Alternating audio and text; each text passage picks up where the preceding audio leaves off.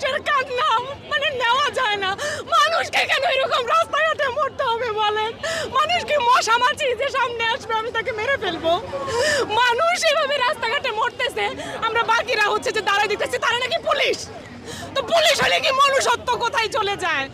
আর সেই পুলিশদেরকে যারা হচ্ছে হুকুম করে, যারা উপরে গদিতে বসে আছে, তারা কি আমারে বলেন? আমরা কি হিব্রু ভাষায় কথা বলি? আমরা কি এমন কোনো ভাষায় কথা বলি যেই ভাষা বোঝা যায় না? একটা মা যখন রাস্তায় কাঁদে, তার ভাষা বোঝার জন্য কি আপনাকে অনেক কিছু হতে হবে?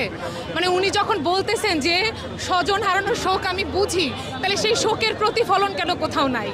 যদি উনি সত্যি বুঝতেন যে ভাই হারালে কেমন লাগে, তখন আসলে আমাদের সাঈদের বোন যখন কাঁদে, আমাদের শান্তর বোন যখন কাঁদে, তখন কিন্তু বুঝতে পারতেন।